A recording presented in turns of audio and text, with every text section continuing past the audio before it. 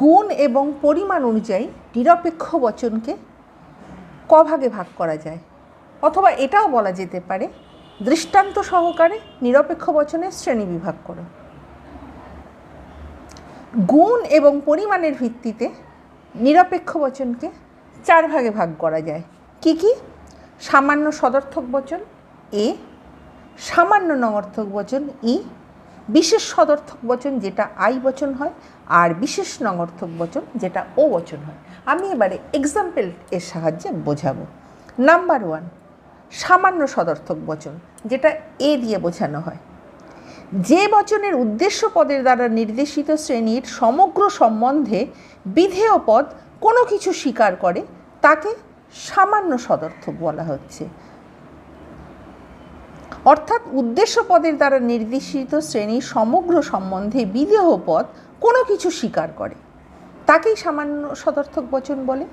যেমন সকল মানুষ হয় মরণশীল জীব, এই বচনটাতে মানুষের সম্বন্ধে বোঝানো হয়েছে এবং মরণশীল সম্বন্ধে বোঝানো হয়েছে। এখানে উদ্দেশ্য হচ্ছে মানুষ, আর এখানে হচ্ছে মরণশীল হচ্ছে বিধেয়। এই বচনটাতে দেখা যাচ্ছে যে মানুষ পদের দ্বারা নির্দেশিত শ্রেণীর সকল সদস্যকে নির্দেশ করার বচনটা পরিমাণের দিক থেকে সামান্য বা সার্বিক, আর বচনটাতে মানুষ সম্পর্কে মরণশীলতাকে স্বীকার করা হয়েছে, তাই এটা হচ্ছে গুণের দিক থেকে এটা সদর্থক বচন। কেননা এখানে বলা হচ্ছে যে সকল মানুষ হয় মরণশীল, মানুষ হলেই তাকে মরতে হবে এবং সকল মানুষ হয় মরণশীল, তাই এটা হচ্ছে একটা পজিটিভ দিক এখানে আমাকে দেখাচ্ছে।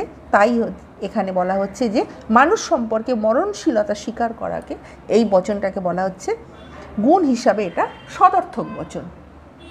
নাম্বার 2, সামান্য নঙর্থক বচন ই। যে উদ্দেশ্য যে বচনে উদ্দেশ্য পদের দ্বারা নির্দেশিত শ্রেণীর সমগ্র সম্বন্ধে বিধেয় পদ কোনো কিছু অস্বীকার করে তাকে সামান্য নঙর্থক বচন বলে। এটাকে বলা হচ্ছে যে উদ্দেশ্য পদের দ্বারা নির্দেশিত শ্রেণীর সমগ্র সম্বন্ধে বিধেয় পদ কোনো কিছু এখানে অস্বীকার করছে। ওখানে দেখা যাচ্ছে স্বীকার করছে, আর এখানে দেখা যাচ্ছে যে অস্বীকার করছে, তাই এখানে বলা হচ্ছে এটা সামান্য নঙর্থক বচন। যেমন কোনো মানুষ নয় অমর, এটা ই বচন।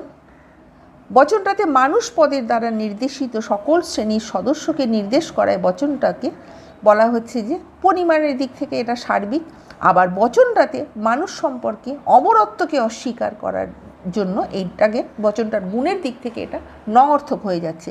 কেননা এখানে বলা হচ্ছে যে